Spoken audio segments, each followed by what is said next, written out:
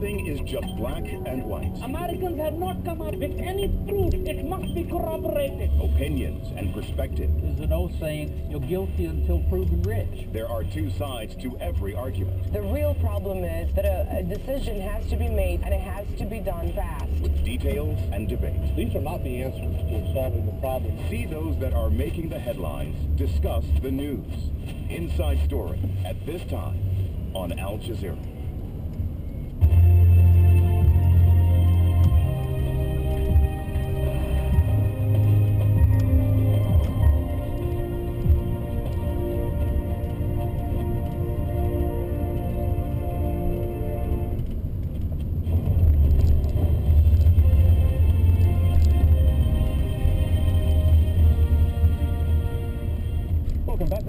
Now in our top story, the rising tensions between North and South Sudan. Former US President Jimmy Carter, who has brokered peace deals in Sudan and Uganda, has told Al Jazeera it's time for the international community to intervene. What needs to happen is for the entire international community to get behind a ceasefire in between the North and South right now, because there are altercations on the border, as you know. And I would say send in an additional element of peacekeeping forces, which is going to cost some money. But which so far has been opposed by the United States and others, because we already have 3 UN organizations there. But I believe that both Bashir in the north and Kiir in the south would go along with the ceasefire if they knew that there were international peacekeepers along the border, the disputed border between north and south. That's what we need to do. Let's get to all the sport now with Andy. Thank you very much. Well, Chelsea manager Roberto Di Matteo has said his team will go on the attack in their Champions League semi-final with Barcelona. Chelsea do have a 1-goal advantage from the first leg in London, and Barca find themselves in a strange position, having lost their last 2 matches. Matthew Rumsey reports from Spain. Legend has it St. George or a dragon. Books and roses are exchanged in Barcelona to remember him. Ironic that such a celebration should take place as the conquistadors of Chelsea arrive on Catalan shores, whose tent is battle for the place in the Champions League final. You do need on your way, as we've seen in the past, you do need a little bit of luck on your side to be able to win a competition like this. Certainly the squad that we have at Chelsea and the good players that we have is very good. Roberto Di Matteo and his Chelsea team take a 1-0 lead into the Camp Nou second leg. Didier Drogba scored the only goal of the Stamford Bridge encounter. If football had a fire-breathing dragon, it would be Barcelona at home here at the Camp Nou Stadium. 15 European games unbeaten, holders are looking to become the first team since AC Milan in 1990 to win its second European Cup. Barcelona, the game they play, team at home, obviously they're going to have a lot of possession. Probably a lot of chances. I mean, they're going to need to rob the night. That'll be difficult, but they lost the last game, but nothing's impossible.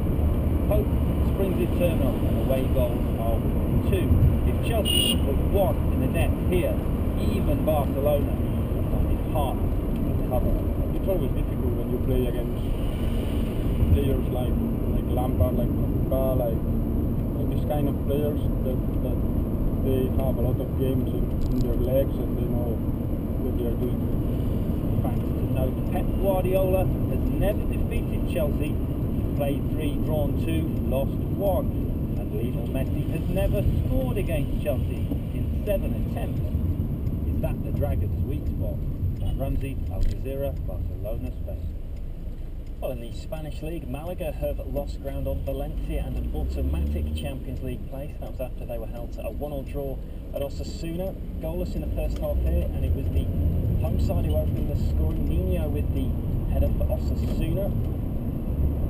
But big spending Malaga replied through a great strike from Santi Cazorla. That's after 67 minutes, made it 1-1. Malaga stayed 4th, 3 points behind Valencia.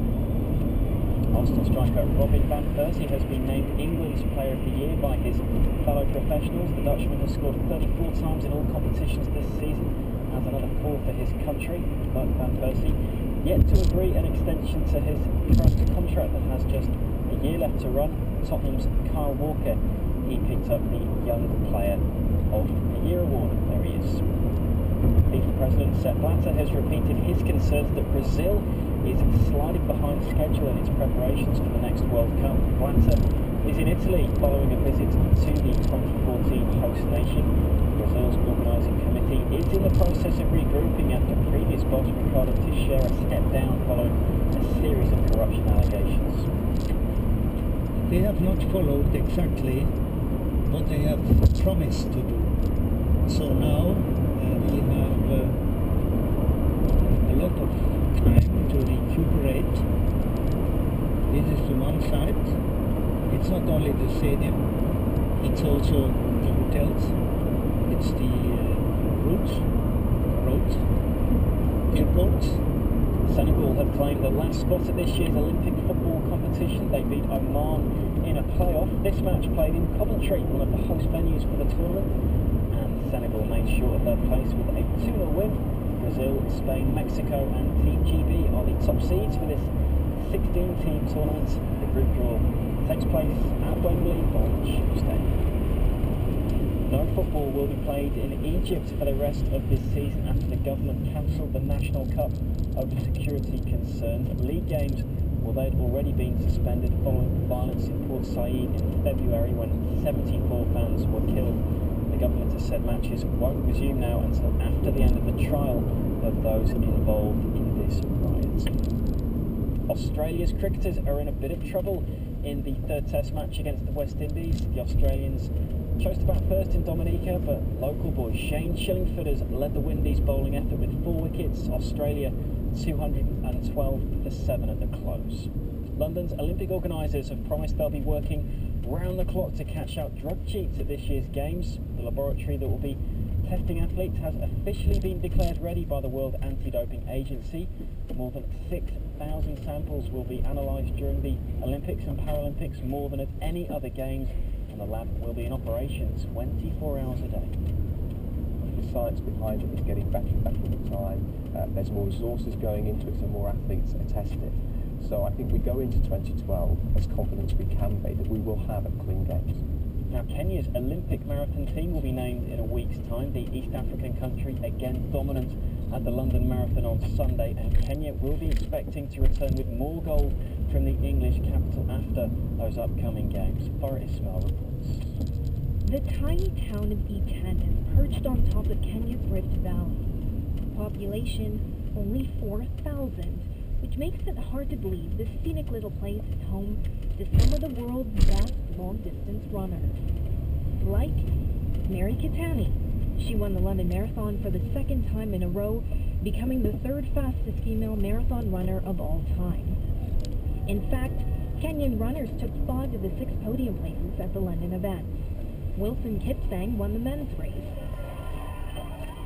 But it was Kitani's victory that sparked the loudest cheers back in her hometown, where crowds gathered to watch their countrymen take top places in London. First, I knew Mary would win because she is my neighbor, that is why, and we normally train with her. Many world champion runners from Kenya have recently moved to Iten.